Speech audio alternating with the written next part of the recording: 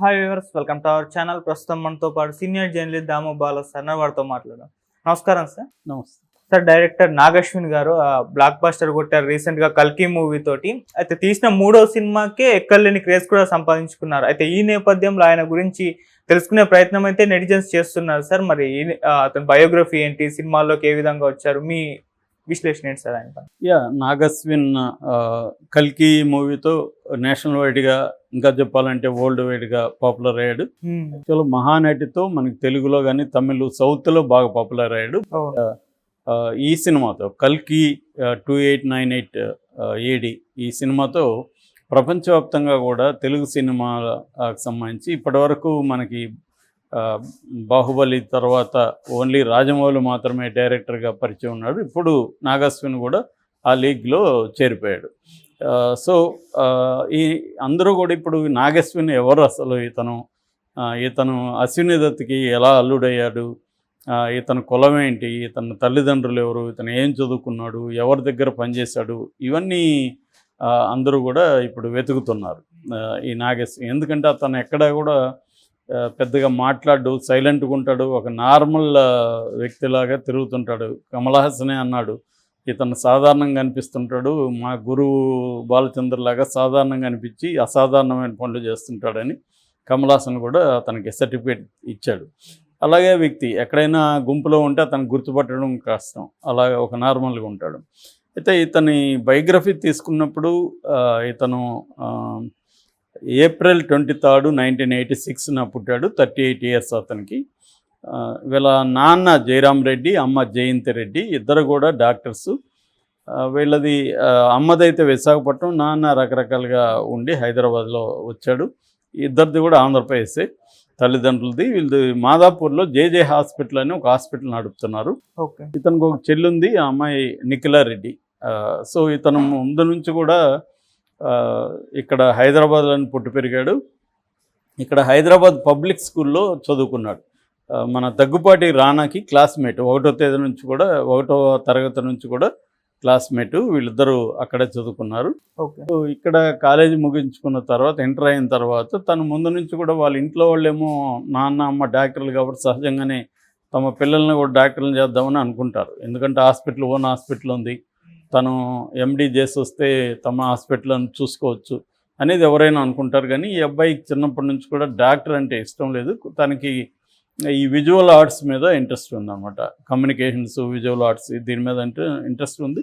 తల్లిదండ్రులు కూడా అది అర్థం చేసుకొని ప్రోత్సహించారు. దాంతో ఇతను Manipal academy of higher education కర్ణాటకలో మాస్ కమ్యూనికేషన్స్ డిగ్రీ చదివాడు.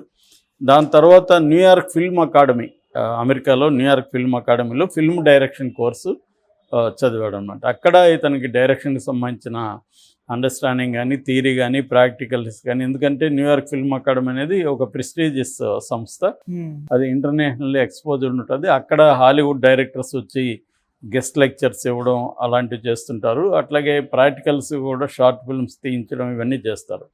అందువల్ల ఇతనికి అక్కడ అమెరికన్ ఫిల్మ్ మేకింగ్ మెథడ్స్ అదంతా కూడా ఫుల్ ఎక్స్పోజర్ వచ్చిందన్నమాట. దాని తర్వాత అతను తెలుగులోనే సినిమాలు చేయాలనేది అతని కోరిక. హిందీ కానీ హాలీవుడ్ కానీ అతనిది కాదు, తెలుగులోనే చేయాలనుకున్నాడు. దాంతో అతను వచ్చి ముందు ఇక్కడ సినిమా ఇండస్ట్రీని అర్థం చేసుకోవడం కోసం అసిస్టెంట్గా పనిచేస్తే మనకు ప్రాక్టికల్గా అర్థమవుతుందని చెప్పి తనకు తెలిసిన వాళ్ళు ఉంటే అజయ్ శాస్త్రి డైరెక్ట్ చేసిన నేను మీకు తెలుసా అనే సినిమాలో ఫస్ట్ అసిస్టెంట్ డైరెక్టర్గా చేరాడు. 2008 అది. ఆ సినిమా రిలీజ్ అయింది. మన మంచు మనోజ్ వీళ్ళు చేశారు. అది మంచు లక్ష్మి ప్రొడ్యూసర్ అనమాట. సో ఆ సినిమాకి తను ఫస్ట్ అసిస్టెంట్ డైరెక్టర్. దాని తర్వాత రానా పరిచయం ఉన్నాడు కాబట్టి రానా యాక్ట్ చేసిన లీడర్ సినిమాకి రానా ద్వారా శేఖర్ కమ్ముల దగ్గర అసిస్టెంట్గా చేరాడు. సో లీడర్కి పనిచేశాడు. ఆ తర్వాత లైఫ్ ఈజ్ బ్యూటిఫుల్, దానికి కూడా శేఖర్ కమ్ముల దగ్గర చేశాడు. సో ఈ 2 సినిమాలు ఆల్రెడీ ఇతనికి American way of film making అవన్నీ అర్థమైంది. అయితే మన తెలుగులో ఎలా పనిచేస్తుంది, సిస్టమ్ ఏంటి, ఇక్కడ యాక్టర్స్ ఎలా ఉంటారు, ఇవన్నీ కూడా అర్థం చేసుకోవడానికి ఈ 3 సినిమాలు చేశాడు. 3 సినిమాలు చేసినాకే ఇంకా చాలు, మనమే ఓన్గా సినిమా చేద్దాం అనుకొని అతను ట్రై చేశాడు. ఆ క్రమంలో అతను ఎవడే సుబ్రహ్మణ్యం అనే సినిమా ప్లాన్ చేస్తారు. ఈ క్రమంలో వాళ్ళకి మన అశ్విని దత్ వాళ్ళ బ్యానర్ వైజయంత్ మూవీస్లో పరిచయం అయ్యారు. ఓకే. సో అశ్విని దత్కి మామూలుగా ముగ్గురు అమ్మాయిలు, స్వప్న దత్, ప్రియాంక దత్ అండ్ స్రవంతి దత్ అనమాట. సో మామూలుగా అయితే వీళ్ళ ముగ్గురికి వేరే జాబ్స్ ఏమన్నా సెటిల్ చేద్దాము, ప్రొడక్షన్ అనేది అమ్మాయిలకు కష్టం అనేది అశ్విని దత్ అనుకున్నారు. కానీ వాళ్ళు ముగ్గురు కూడా సినిమా దీంట్లోనే ఆసక్తి చూపడంతో ఆయన ప్రోత్సహించాడు వాళ్ళని. అలాగే వాళ్ళు కూడా ఫస్ట్ షార్ట్ ఫిల్మ్స్, తర్వాత ఈయన చేసిన సినిమాలకి సహ నిర్మాతలుగా వ్యవహరించడం. నేను మన రాఘవేంద్రరావు దగ్గర సుభాష్ చంద్రబోస్ సినిమాకి పనిచేస్తున్నప్పుడు దానికి ఎక్కువగా ఈ స్వప్న ఎక్కువ ప్రొడక్షన్ అంతా చూసుకునేది. అట్లా అమ్మాయి ట్రైనింగ్ చేశాడు అశ్విని దత్. తన సినిమాలకి వీళ్ళని ప్రొడక్షన్లోకి ఇన్వాల్వ్ చేయడం ద్వారా ప్రొడక్షన్లో ఏమేమి ఉంటుంది, ఎలా జరుగుతుంది, అవన్నీ కూడా ఆన్ జాబ్ ట్రైనింగ్ వాళ్ళకి దొరికిందనమాట. ఓకే. సో అలాగా వాళ్ళు ముగ్గురు కూడా ప్రొడక్షన్లోకి వచ్చారు. కొన్ని ఇబ్బందులు పడ్డారు. ఫస్ట్లో కొన్ని ఫెయిల్యూర్స్ వచ్చాయి వాళ్ళకి. కొన్ని వెబ్ సిరీస్ దారుణంగా ఫ్లాప్ అయినాయి. గ్యాంగ్ స్టార్స్ లాంటివి ఫ్లాప్ అయినాయి. సో ఈ క్రమంలో వాళ్ళు నేర్చుకున్నారు. దాని తర్వాత ఈ క్రమంలోనే ఇతనికి అశ్విని దత్ కూతురైన ప్రియాంక దత్తో పరిచయం ఏర్పడింది. అది ప్రేమగా మారింది. ఇద్దరు కూడా కులాలు వేరు. ఇతనేమో రెడ్డి, అశ్విని దత్ మనకు తెలుసు ప్రముఖ కమ్మ ప్రొడ్యూసర్ ఆయన.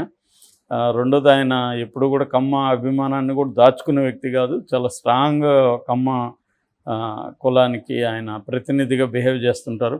అలాంటి వాళ్ళ కూతురు రెడ్డిని ప్రేమించింది. దాంతో ఇది యాక్చువల్గా ఏంటంటే అశ్విని దత్ కూడా ఒక ఇంట్రెస్టింగ్ ఆస్పెక్ట్ అని చెప్పాలి. తన ఇద్దరు పిల్లలు కూడా, స్వప్న కూడా ఒక వర్మ అనే ఒక కుర్రాడిని ప్రేమించింది. అది శక్తి సినిమా అప్పుడు. అతను అప్పుడు జూనియర్ ఎన్టీఆర్ ద్వారా వాళ్ళ నాన్నని ఒప్పించి పెళ్లి చేసుకుంది. సో అండ్ అతనేమో క్షత్రియ, అదే రాజు కమ్యూనిటీ, ఇతనేమో రెడ్డి. అంటే ఇద్దరు కూతుర్లు కూడా ఒక ప్రముఖ కమ్మ రిప్రజెంటేటివ్ కూతుర్లు వేరే కులం వాళ్ళని పెళ్లి చేసుకున్నారు. అయితే ఇక్కడ మనం చూడాల్సింది ఏంటంటే, నేను ఇంతకుముందు కూడా చెప్పాను, upper caste rich upper caste people అనేక ఇంటర్ కాస్ట్లు చేసుకుంటున్నారు. సినిమా వాళ్ళే మనం చూస్తే ఇప్పుడు నాగ చైతన్య సమంతం చేసుకున్నాడు, రామ్ చరణ్ కమ్మ అమ్మాయిని చేసుకున్నాడు, అల్లు అర్జున్ రెడ్డి అమ్మాయిని చేసుకున్నాడు. ఇలాగ బోల్డ్ మందిని మనం చెప్పచ్చు. మహేష్ బాబు హిందీ, ఇలాగా. సో అంటే ఒక రిచ్ సెక్షన్లో ఇంటర్ కాస్ట్ మ్యారేజ్లు అనేవి వెరీ కామన్ అవుతున్నాయి. కానీ ఇక్కడ మళ్ళీ చూస్తే కులపరంగా వాళ్ళు మరీ సోకాల్డ్ తక్కువ కులాలను పెళ్లి చేసుకోరు. ఒక ఎస్సీ ఎస్టీ, పూర్ ఎస్టీ అయితే అస్సలు చేసుకోరు. తర్వాత క్లాస్ చూస్తారు, క్లాస్ రిచ్గా ఉండాలి. సో నేను ఒకసారి చెప్పాను, మా చిన్నప్పుడు బూర్జువా ప్రేమ కథ అని ఒకటి చెప్పుకునేవాళ్ళు. ఒక అమ్మాయి ఒక అబ్బాయి బీచ్లో కలుసుకున్నారు. అమ్మాయి చాలా బాగుందని అబ్బాయి అనుకున్నాడు, అబ్బాయి బాగున్నాడు అని అమ్మాయి అనుకున్నది. ఆ తర్వాత అబ్బాయి బ్యాక్గ్రౌండ్ అమ్మాయి చెక్ చేసింది, అమ్మాయి బ్యాక్గ్రౌండ్ అబ్బాయి చెక్ చేశాడు. ఈ అబ్బాయి వచ్చి ప్రముఖ కాంట్రాక్టర్ కొడుకు అనే విషయం అమ్మాయికి తెలిసింది. అమ్మాయి వచ్చి ప్రముఖ రాజకీయ నాయకుడు మంత్రి కొడుకు అని ఆ అబ్బాయికి తెలిసింది.